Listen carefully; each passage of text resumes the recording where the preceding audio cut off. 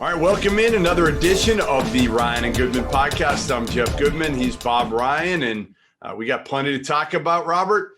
I'm here in Chicago, did the NBA draft from the Stadium Studios. We did a live show last night, and first of all, Chicago is a ghost town, Bob. Nobody on the streets. Wow. My hotel, I'm telling you, I have the entire floor to myself in a Marriott Magnificent Mile, which I come to all the time. It's usually jam-packed. Yep. There's nobody walking outside. There's nothing going on. It's incredible right now. It's frightening. I have not been to downtown Boston in I don't know how many months. I have no idea what that looks like. I keep reading about New York and about how desperate Times Square is frighteningly empty. I can't imagine. No, it's scary. It's scary. I took my first flight. And it was Southwest. And usually, you pay for the upgrade to get on Southwest earlier, right? Yes. To be able to board earlier. So I paid for that. And then I said to myself, I didn't need to pay for it because ultimately I got on the flight. And the first thing I did was go to the way back and just prayed that nobody was going to sit near me. It wasn't a full flight. It was like half full. And luckily I had nobody within 2 rows front, 2 rows back. I had taken a PCR test before I left in Boston. Yeah. And they said I took it Saturday morning and I needed it back in order to go into the studio here in Chicago. So I took the PCR test. They said 24 to 72 hours. I got on the flight Tuesday afternoon. They still hadn't gotten the results. I didn't know what to do. I didn't know what to do. Yeah. So I talked to the owner of the place, and when I landed, still hadn't gotten back the results. He set me up. It's part of a network. He said, drive to Willowbrook or something when you land at Midway. Drove the opposite way about 20, 25 minutes. Took a rapid PCR test that, you know how long it took, Bob? 30 seconds. Minutes. 15 minutes. Okay. And luckily I was negative. So good to go. And, but anyway, some anxiety a little bit flying, but it wasn't bad. I mean, I wouldn't recommend doing it over and over and over. Yeah. But wore a double mask and didn't sit next to anybody and haven't seen anybody in this hotel. I mean, legitimately, not one person other than the workers at the hotel. Not one. Jeez. Can't imagine. Yeah. So anyway. All right, let's get on to more impactful things within the NBA, and that is the NBA draft. I've been following this for years and years. It's kind of something that is kind of dear to my heart, and something that when I was able to be on the ESPN broadcast for 3-4 years in a row, one of the coolest things I've ever done for ESPN. Last night's NBA draft wasn't as crazy as I thought it might be, I guess. But as we talked about, there was no guy that you were going to trade up for. There was nobody that people absolutely loved at the top that you were going to see a lot of movement for. Those teams that had the top picks probably valued him more than the other teams. So there just wasn't a lot of movement. The biggest news really came prior to the draft when it was announced, not even announced, it kind of swirled around Twitter, that Klay Thompson may have suffered a season-ending Achilles injury. That was honestly the biggest news of the entire day, wasn't it, Bob? Yes, it was. That shook everybody up, and we're waiting to get the MRI results and talking now. If it is Achilles, oh boy, let's hope not. No, that was the news. I did watch the draft while having a little homework of 3 separate mock drafts, all 1 to 30, and I was going to see how it worked out. And of course, everybody had the same 1, 2, 3. Yeah. Everybody had the same 1, 2, 3, 4, 5, but it didn't work out that way. 1, 2, and 3. It was just a matter of who was going to We knew who they were going to be. The consensus number 4 was Denny Avdija. Yep. Avdija. Consensus number 5 was Obi Toppin. Yep. And I'll say so Avdija, slid to 9. He did. And after doing my little homework on him, I wondering, I wondered out loud in my tweet, did the Wizards just steal the draft? Well, listen, we won't know for a while. No, of course not. As is the case with all of these drafts. We make our quick assumptions. I've seen a lot of these kids play for a long time. I have not seen Deni Avdija play in person. I've heard from several people, including Scotty Wilbekin, former Florida star, who has played with him in Maccabi Tel Aviv and speaks highly of his work ethic. You can see he's a versatile player. The thing I've said is I don't think there's a star at the top of this draft. I don't have confidence that Anthony Edwards, LaMelo Ball, or James Wiseman are going to be stars in this league. I think the star will come from somebody else further down. And my take is, why not an international guy? But for that many people to pass on Deni Avdija when this draft was so weak at the top did surprise me. Same thing with Obi Toppin, that he slid down to number 8 to the New York Knicks, surprised me. Tyrese Halliburton surprised me a little bit that he fell to Sacramento. But looking back on it now, I say, like, nothing should surprise me with this draft because, again, there was no clear-cut number 1. No.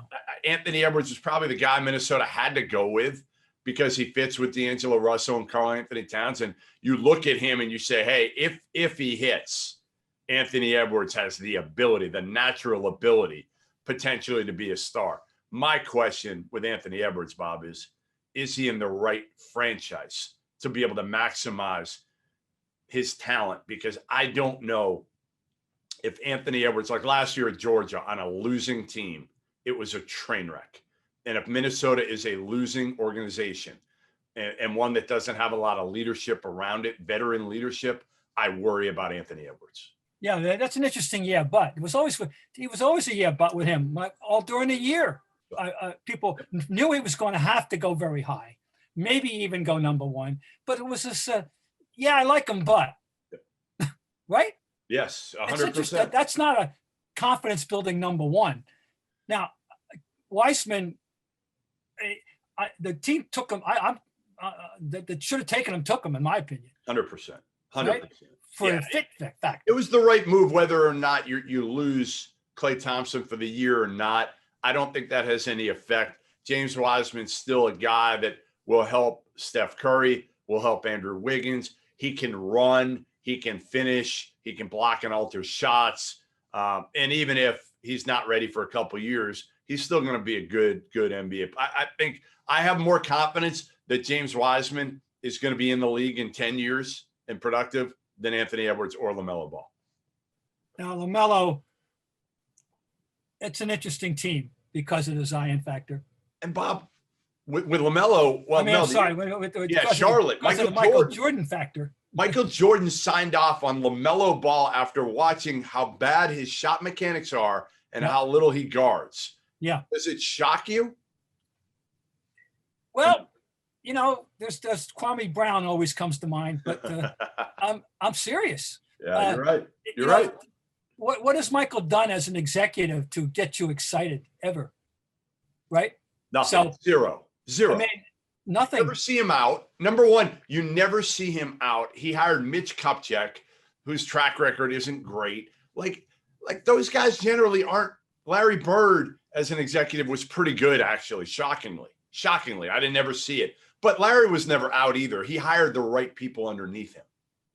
That's the great thing about Danny Ainge, by the way. He's out all the time. Particularly internationally, he'll be, but he's out. Anyway, that's an interesting.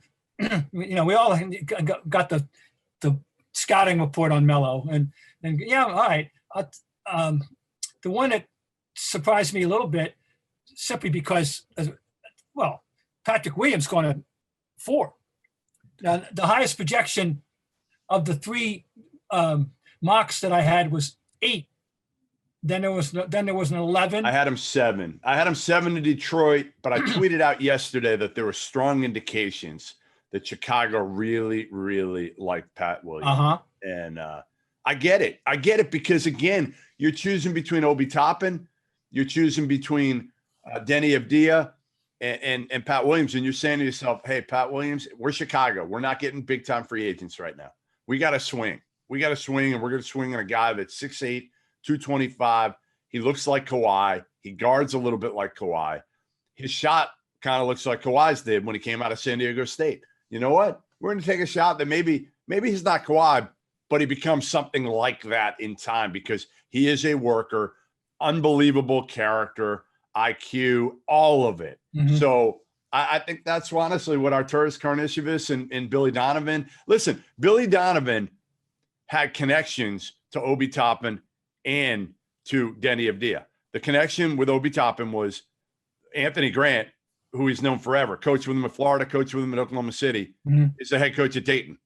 Yep. So he's got the best insight into Obi Toppin you could possibly have. Okay. And Billy also coached Scotty Wilbekin at Florida, who again played with Denny Avdia this whole season. So he talked to both those guys extensively. And Arturas Karnisovas and Billy Donovan decided to go in a different direction and go with Patrick Williams. Surprising, yes. I think at the end of the day, it's probably going to be the right move because the Bulls have a bunch of good players. They need a great player. And I think they're feeling like, you know what, let's swing and see if we can hit a home run here instead of hitting a ground rule double. I'm going to go parochial now. The Celtics, they did it. Yeah. They drafted a need.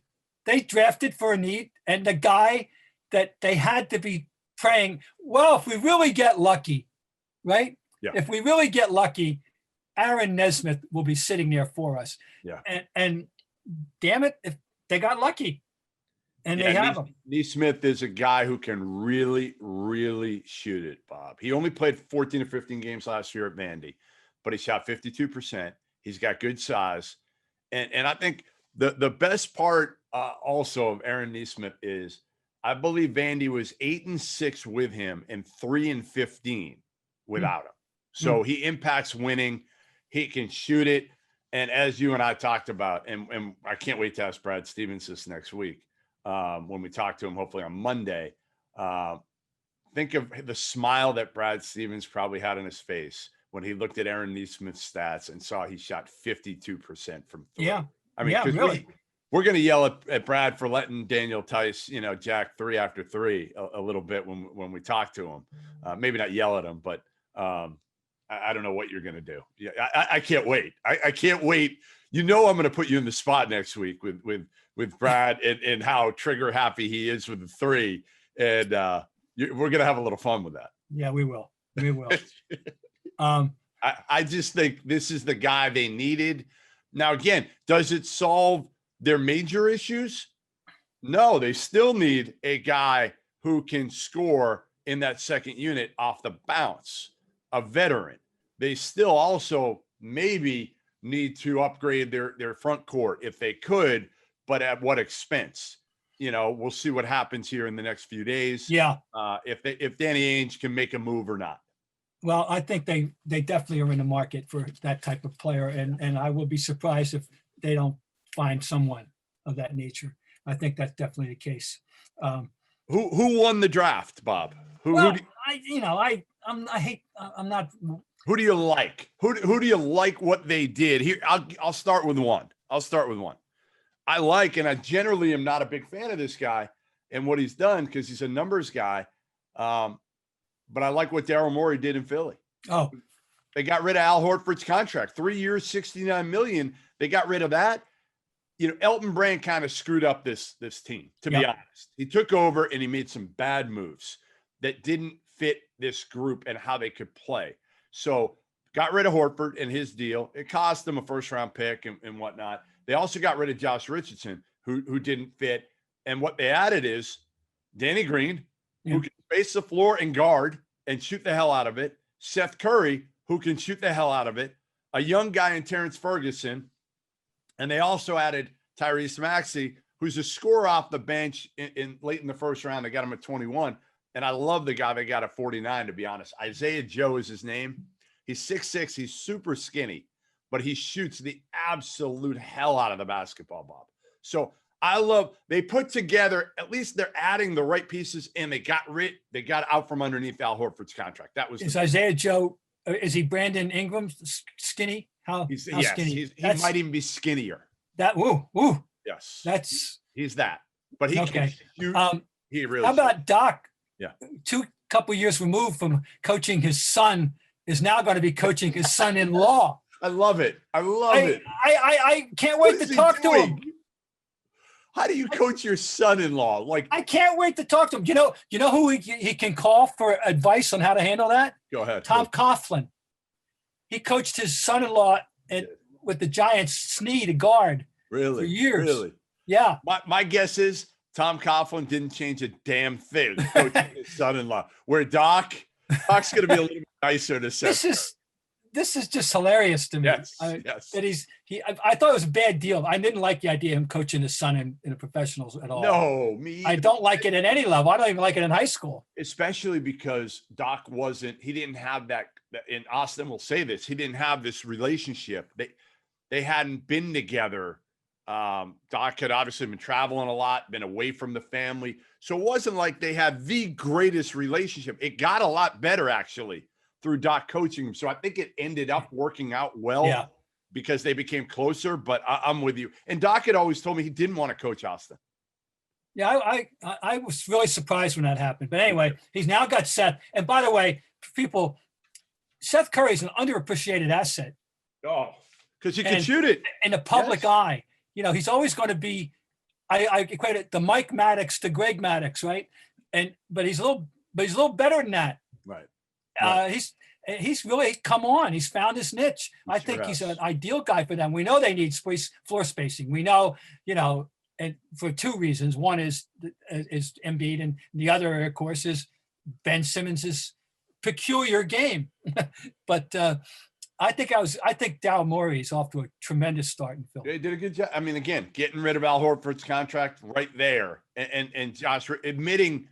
Well, he didn't have to admit it because he didn't make the moves, but admitting that they made some mistakes and they weren't constructed correctly. At least now, if you surround Ben Simmons with enough shooters, you stand a chance. But if you didn't, and again, the problem was not only offensively, but defensively. How are you playing Al Horford, Joel Embiid, and Tobias Harris together? Yeah. You're not. It didn't fit. It was a dumb move.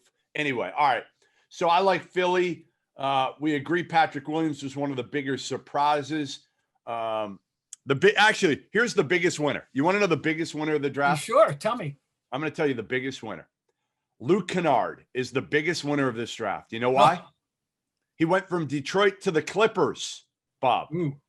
Imagine you're in Detroit. Detroit might have one of the worst rosters in the NBA. I mean, clearly they have nobody. Like Blake Griffin is damaged goods. He's been out. They have nobody. They actually did a good job with their draft, but they traded Luke Kennard in a three-way deal that brought Landry Shamet to Brooklyn and gave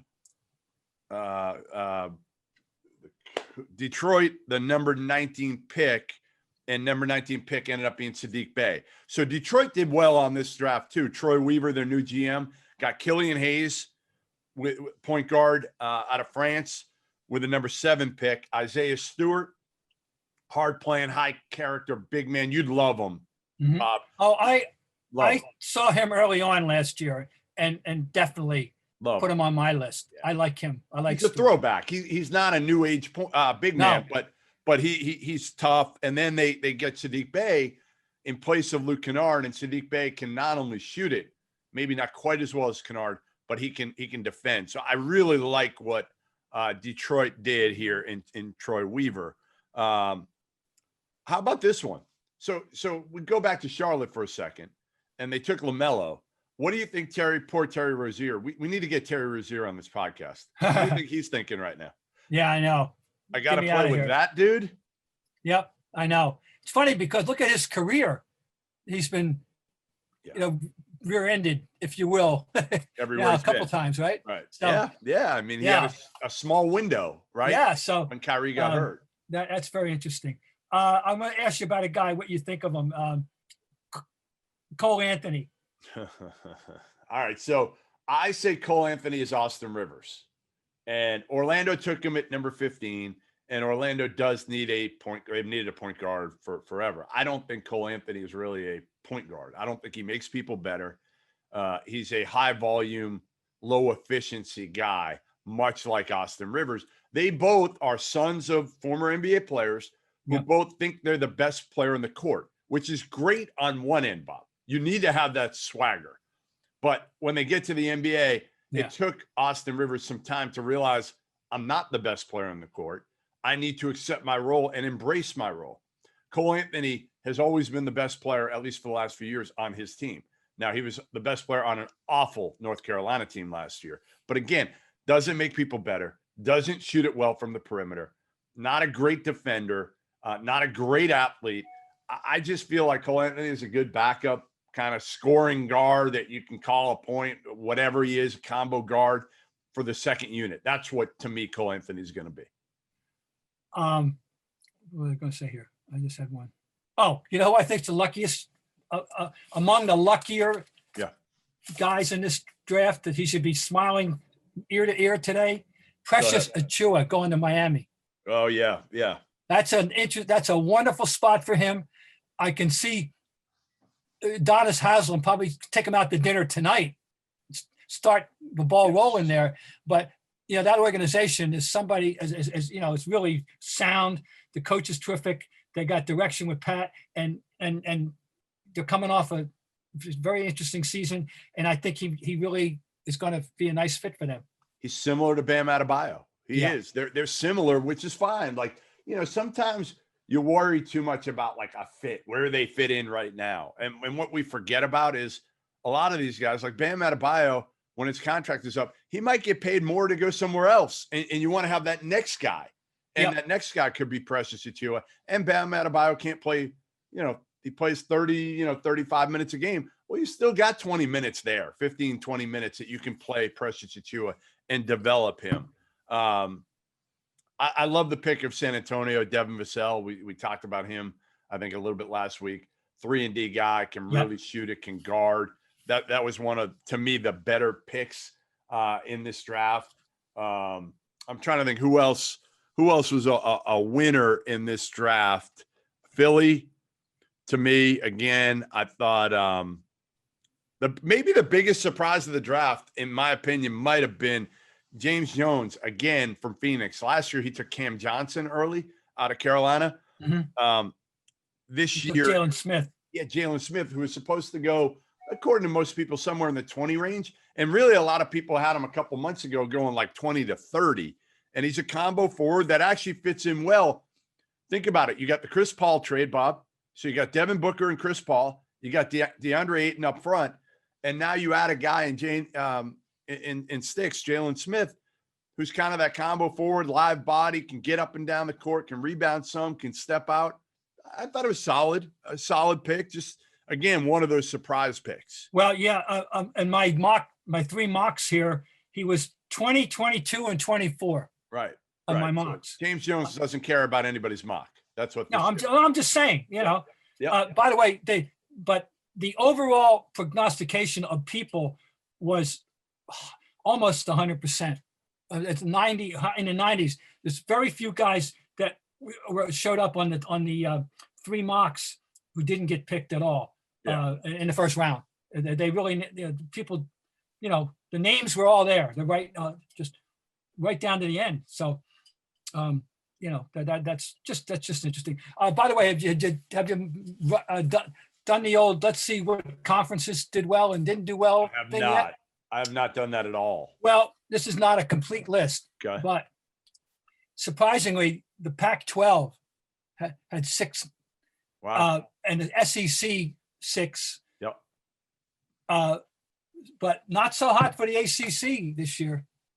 Although Florida State's in it, you never remember, you know, because you think ACC, you think Duke and Carolina, you know, and Maryland. But of course, that famous Duke, the Blue Bloods, Duke, Kentucky, Kansas. This was not a year for them, that's for sure. That was the crazy thing. I tweeted no Duke player in the first round. No Duke player in the first round. Vernon Carey went 32nd. No Duke or Kentucky player in the lottery. Yeah. That's kind of insane. I mean, that hasn't happened very often since Calipari got to Kentucky. Even when he was at Memphis with Derrick Rose, that's kind of when the whole things started between Cal and K. Every year they were having a lottery pick. So that was surprising this year. What about the Knicks? What do you think of the Knicks? So here's an interesting component to the Knicks. Okay. Leon Rose worked at CAA. He is now running the Knicks along with William Wesley, who's kind of I don't even know how to describe him. Yeah, I know, World Wide West. Yes, right. He's a John Calipari buddy from Camden. He helped get DeJuan Wagner to Memphis. Anyway, so they take Obi Toppin at number 8, which is interesting because Obi Toppin signed with CAA. And the other interesting part of this is Obi Toppin's younger brother transferred to Kentucky from Rhode Island. Oh, so there's all sorts of World Wide West, Leon Rose, CAA connections. And then the Knicks later on in the draft, who do they draft? Emmanuel Quickley from Kentucky. So I feel like, I don't know if this is good or bad. If they've got really good info, here's my problem with Obi Toppin at the Knicks. They already have Julius Randle, and they're not the same player, but they're kind of the same position. And I don't know if you could play them together that well. I get it. Obi Toppin fell and they couldn't pass on him at 8, but you've still got the trio of point guards of Dennis Smith, Elfrid Payton, and Frank Ntilikina. Like, that's a bad trio. No, they won't all be there. We're not, if any of them will be there. They're probably going to, listen, if I'm the Knicks, do I overpay for Fred VanVleet? Yeah. They're talking max. Unbelievable. Yeah, I wouldn't give him max. I would not give Fred VanVleet max money. But if I could steal him, and I don't know if it's stealing him for like $20 million a year, if I'm the Knicks, I might do it. I just feel like, yes, the Knicks are going to get a little better over the next couple of years, but I don't trust this regime to get it. Anybody who James Dolan hires, I don't trust. I don't think I know. I just don't think they're going to know what they're doing. You know how I feel about Obi. I called him the comfort food pick. Yeah. When last we met. Fair. He's solid. He's going to be ready to play as any of the top 8. I think, frankly, and he's going to be ready to go. Killian Hayes won at 7. Yep. That's about. Yeah, that's as high as anybody had predicted. As a matter of fact, the USA guy had him picked at 7. He gave him to Detroit. Yep. So we'll see about him. I'm curious about him. Just like anybody else that. What about? Can you tell me about Najee? Yeah, like love Zeke Najee as a kid. It's funny. Zeke Najee, when he was in high school, he'll admit this. He didn't play hard. That was a big knock on him. That's why he was never like a McDonald's All-American type player. When he got to Arizona, he started playing really, really hard, and that was kind of the difference with him is, his motor. So I like that pick. I really like that pick. That was Denver at like 22. Yeah, that's at. 22. And then they got RJ Hampton at 24, the kid who was going to go to Kansas, ends up going and playing in New Zealand for the Breakers. He's 6'5", he's long. He needs to get some weight on him, and he needs to get his perimeter shot better, but he worked with Mike Miller the last couple months. Mm-hmm. I think the Nuggets, I really trust the Nuggets. And now again, Bol I didn't love, but they took him in like the 40s last year. Who cared? They took Michael Porter. They've done a really good job. You look at how they've done it in Denver, and you got to give them credit for how they've built that organization. So I trust Zeke Najee is a guy you don't run anything for, but he just goes and rebounds and defends and runs the court. And RJ Hampton is worth it at 24. I never thought he was a lottery pick, Bob, but at 24, there's value there. Okay. Do you have a guy that you just like, and yes, you want to, yes, you're happy for? Yes. Who? Big Doke. Udoka Azubuike. Oh, okay. Is a man-child, one of the nicest human beings I've ever met. He went to Utah at 27. Nobody had him going in the first round. Nobody. That's your one. If you look at every mock draft, I bet you won't find a single one that had Big Dope going at 27. He has got numerous injuries throughout his college career, didn't even want to be at Kansas this past year. He wanted to leave after his junior year, but he got a wrist injury or a hand injury where he had to come back. And he lost like 30 pounds, Bob. He was huge. I mean, still huge, but he was like huge. And he's an elite defender as a big. Like, you could switch with him, and he's more skilled than you think. And he is just like a salt of the earth, sweetest kid you will ever meet. So for me, it's Big Doke. I was so happy last night when he got drafted. And there's a lot of these kids. Honestly, like, I interviewed a lot of these kids over the course of their, whether it's AAU, college, pre-drafts, and James Wiseman, sweet. Patrick Williams, great kid. Devin Vassell, great kid. Onyeka Okongwu, oh my God, his story with losing his brother a couple of years ago, unbelievable. So a lot of these kids, I felt bad in a way that they didn't have the typical NBA draft experience. Yeah. But I think for the viewer, and I don't know, you probably watched the telecast. I was doing something at Stadium, so I didn't watch it. But my guess is, because I watched the NFL draft one, it was kind of cool to see them with their families in their living rooms instead of necessarily the same cookie cutter thing where they're sitting at a table in a green room, which isn't even a green room, and they walk up and they shake Adam Silver's hand. I don't know. It was nice, but most of it was the same thing. They were sitting on a couch, surrounded by the family, and you know, they had to reach for the hat in the box. They got the hat, and a couple kids were really weeping. You know, the usual. You know, all right. Thanksgiving and Black Friday may look a little different this year, but there's still a lot to be thankful for, like being able to find the right people for your team when the holiday rush has you ramping up your small business needs. So when you're ready to make that next hire, LinkedIn Jobs can help by matching your role with qualified candidates so you can find the right person for your business and do it fast. LinkedIn is an active community of professionals with more than 706 million members worldwide. Getting started is easier than ever with new features to help you find qualified candidates quickly. Post a job with targeted screening questions, and they'll quickly get your role in front of more qualified candidates. Manage job posts and contact candidates from a single view on the familiar LinkedIn.com as functions are streamlined onto one simple screen. And now you can do this all from your mobile device, no matter where the day takes you. That's how LinkedIn Jobs can help you hire the right person faster. When your business is ready to make that next hire, find the right person with LinkedIn Jobs. You can pay what you want and get the first $50 off. Just visit linkedin.com/good. Again, that's linkedin.com/good to get $50 off your first job post. Terms and conditions apply. All right, here's my guy. Now, I don't know anything about him as a kid. All right, who do you got? I don't know what kind of kid he is. I just like this guy. I watched him play really 4 or 5 times, and that's Malachi Flynn. Oh, love him. I loved his game. Oh, he's perfect for Toronto. Perfect. And Toronto, come on. So I like that. I'm going to be watching that one with interest. Well, Malachi, think about this. 2 years at Washington State. Nobody even knew who he was. He goes and does what a lot of people do, transfer to San Diego State because they love taking transfers, usually from the Pac-12.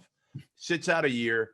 Nobody thought he'd be as good last year. Matter of fact, about a year ago now, I was at Pac-12 Media Day in Vegas and sat down and talked to Malachi for a while. And I knew he was going to be good, but I didn't think he was going to be that good. And I did a San Diego State game early last season, and I was blown away by the fact that he did everything. He scored, he distributes, he guards, he's got that chip on his shoulder. Yeah, That's why an he edge. fits Toronto. That's why he fits.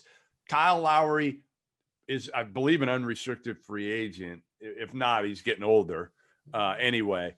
And if they can't keep Fred VanVleet, if they can't afford him, they got to have somebody else coming in. And I think Malachi Flynn could be that next guy with Toronto. So another guy you got to trust is Masai Ujiri and the job he's done, evaluating, trading, whatnot. So, that's part of it. I think you feel like there's certain guys who get it drafting, and there's certain guys that you just, no matter who they draft, you're like, Yeah. Now, we got a lot of new GMs right now. How about the kid Sam Presti to Oklahoma City, Alexei Pokashevsky. Yeah, right. Bob, he's 7 feet. He's about 195 pounds. Oh, Serbian, super skilled. But Sam Presti, loving. He's just stockpiling picks right now and international guys, which is no surprise because he did that when he was with San Antonio, coming up through that organization. Yeah. So Pokashevsky, we'll watch and see what he can do, if anything, here. For a long time. Head scratchers. Tyrese Halliburton, a little bit of a head scratcher. Sacramento, I knew he got to them when nobody thought he'd get to them at number 12, but they've got De'Aaron Fox. And Halliburton, his percentages are good shooting the ball, but his release is really, really slow. And one of the reasons why I think a lot of people passed on Halliburton is they don't know if they envision him as a top-tier point guard. He's thin. He's not super athletic. So can you pair him with De'Aaron Fox and play them together? Maybe. Or maybe they don't love De'Aaron Fox. Maybe that he didn't have a great year this past season in Sacramento. So maybe the new regime in Sacramento wants to maybe make a move and evaluate whether Fox is their point guard of the future, or they go with a guy like Tyrese Halliburton. Yeah, but you're right.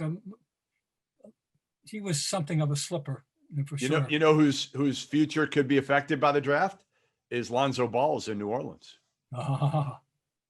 Remember they just traded for Eric Bledsoe. Yeah, they got Lewis. Yeah, and they got Kyra Lewis. Yeah, Kyra Lewis is a blur. Right, he's supposed to be the fastest guy in the draft, right? Yes. So what do you do with Lonzo Ball? What's your take on Lonzo? He's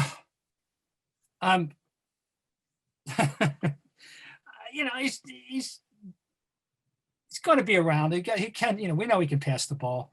I'm just not crazy about him. I don't know what to tell you. I'm just not. Why? Because he can't shoot it? Well, or is it just because of the dad? Yeah, I know. The thing is, and I know and we've talked about this. Yeah. He seems to have sidestepped the dad thing quite well. He has. Publicly and privately with the teammates and all that. I just think it's amazing to me. Okay, so you've got Lonzo over here who's got an innate passing ability and court vision, and he does everything simple, right? We agree. He does it. He doesn't do it as flashy. It's move the ball when you need to move it, make the right decisions. Not a great shooter. Mechanics were terrible. They worked on those. But Lonzo can guard. And then you got LaMelo over here. And LaMelo has some of the same intangibles in terms of pass and court vision. He does it differently, more flashy. Where Lonzo, I think, realizes he's not a great shooter and doesn't shoot all the time. LaMelo thinks he's a great shooter and shoots all the time. And his form is equally as abysmal. And you got Lonzo, like I said, who can guard, and LaMelo has no desire to guard. So why would people think that LaMelo is going to be better than Lonzo, who at least Lonzo had to work, I think, for what he got a lot harder than LaMelo, who's the youngest child, and I've been around that family. He's the young, spoiled one, the entitled one, given a Lamborghini at 16. He's been part of the whole reality show that is the Ball family since he was a lot younger than Lonzo. Lonzo was already established by the time the country got to know who LeVar was. So I, Bob, have a lot more confidence in Lonzo than I do in LaMelo.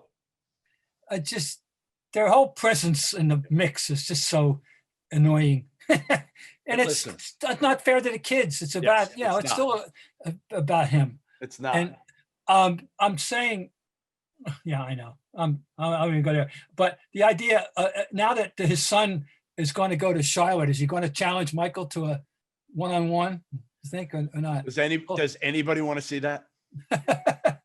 Not one person in America. I mean, that's the greatest part of this draft, honestly. And I didn't watch it. I was doing my own thing here. But I don't think LeVar got any real play in this thing. No. I think ESPN figured out after, and I was part of it. I was a big part of it in Lithuania. I think they figured out after that, listen, you know what? We're pretty much done with the LeVar show. We're done. And most people followed suit.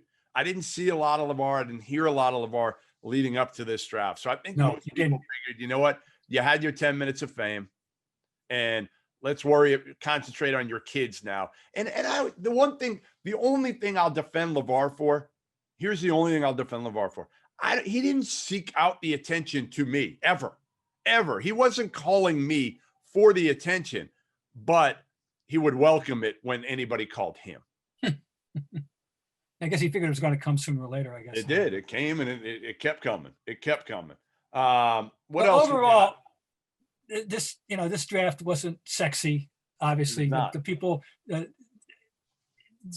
have to be a really good fan to know. Let's go back to where we started, Bob. Let's kind of finish off with where we started, right. which was Klay Thompson. And if Klay Thompson is done for the season, and he's getting up there a little bit. I don't know how old Klay is, but he's got to be in his early 30s at this point. Maybe 33. I would guess. Let's see. How old is Klay? Klay is. I'll tell you in a sec here. Okay. What does this do?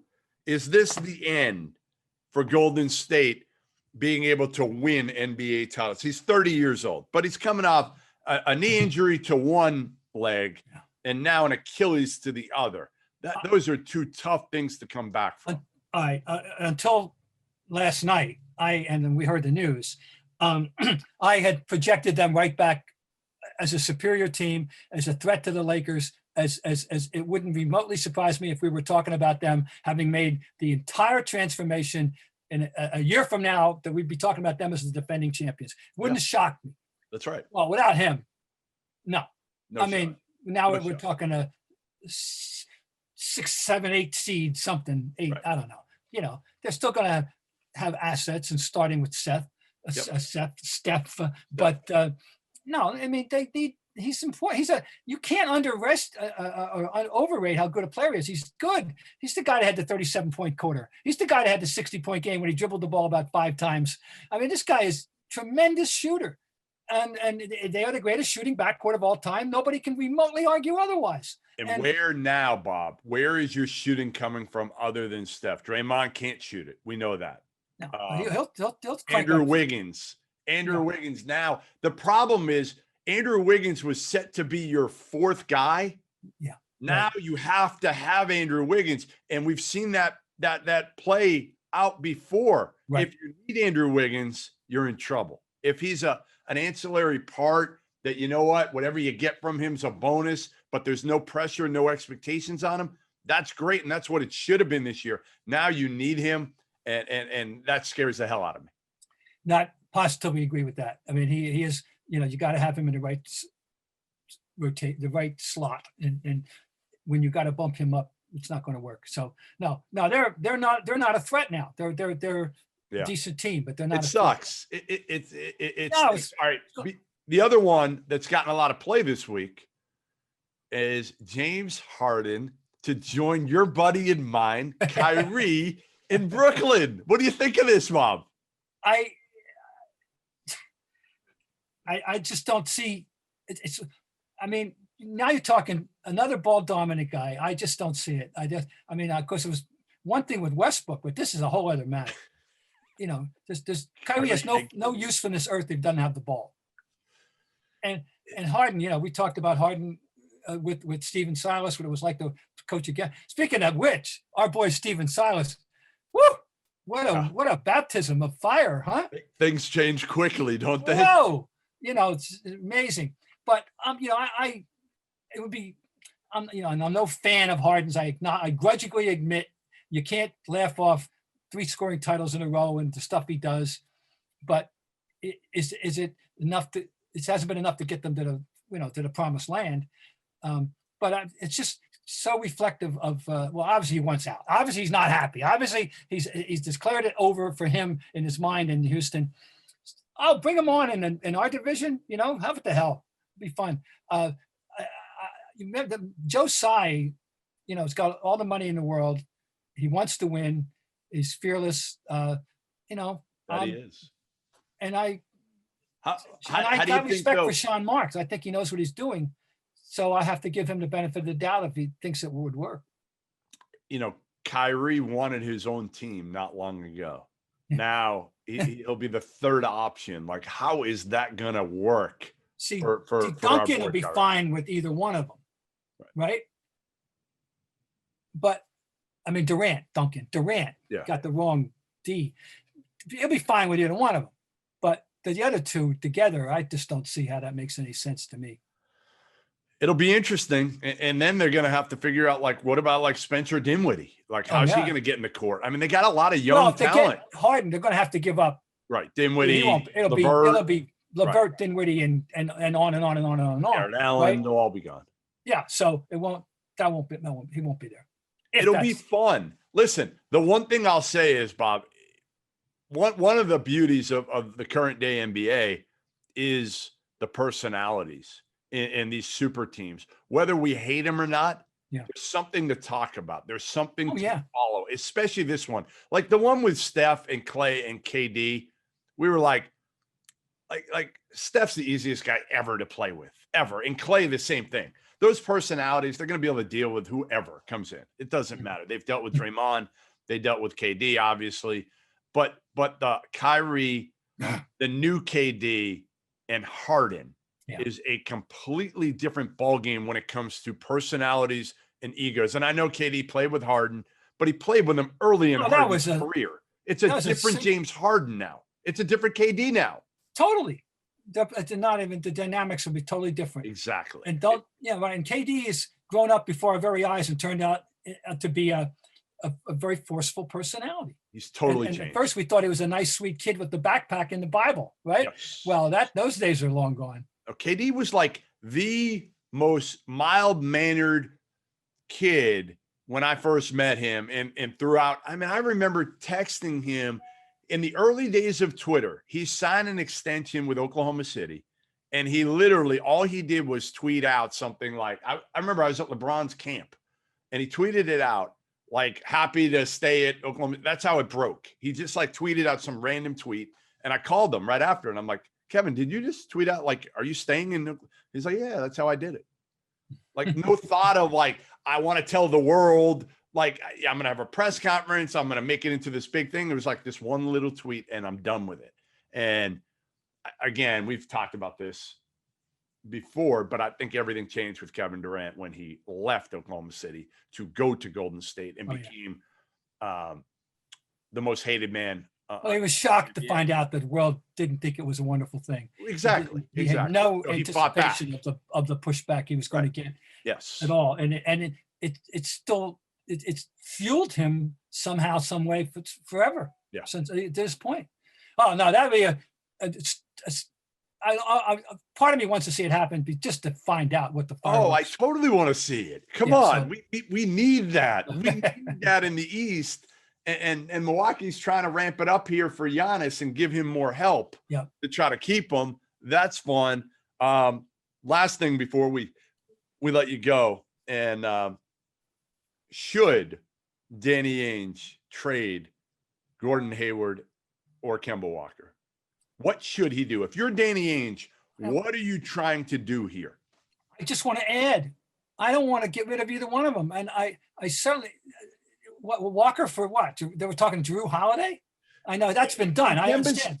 Kemba's fee value is too low right now coming off the playoffs. Like, you don't trade a guy when their value is at its lowest. And I feel like Kemba's trade value right now is at its absolute lowest with the knee injury. I just want to add, I want to bring in Nesmith. I want to see if they get a big man, maybe they get Aaron Maines back. I'd love to have him back, and go from there. Take my chances. I like a veteran coming off the bench. If you could add, if I told you right now, you could add a scorer, a two guard who can put the ball on the floor and get you 10, 12, 15 points a game.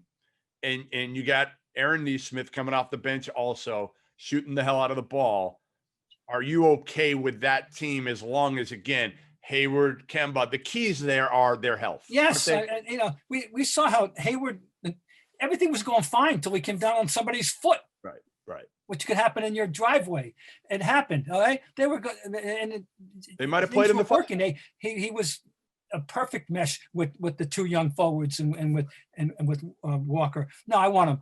The one thing that I'll tell you right now, this is when over my dead body territory, don't be telling me about any trade that involves Marcus Smart. I'm with you. I am Almost as absolutely untradeable. To me, it goes like Jason Tatum 1. You cannot trade Jason Tatum for anybody on the planet, in my opinion. And Marcus Smart might be number 2 that I wouldn't trade based on his contract and his intangibles. There's no facsimile. There's no comparison. There's nobody that does what he does, at least not to the extent that he does it and has the effect that he has on the, Patrick Beverly, is a little pest, but this is a 6'6" pest. And he's gotten better on the offense. Better. So no, I don't, my head would explode if they ever traded Marcus Smart. Same. That's my exit. Yep. I'm with you. I love him. Absolutely love him. All right. Well, listen, there you have it. Kind of draft recap with a little bit of, trade rumors in there and hopefully people are wrong about it, but I don't see that happening. It just seems almost a foregone conclusion. Wishing the best. Listen to Bob Myers. It doesn't sound good for him and certainly for the Warriors this year. Hopefully next week we will have Brad Stevens. We should. Next week's edition of the Ryan and Goodman podcast. But thanks for jumping on with us again this week. And Bob, I'll hopefully next time. Very good. I'll be back in my house instead of a desolate Marriott here in Chicago. All right. Very good. All right. Take Ciao. care.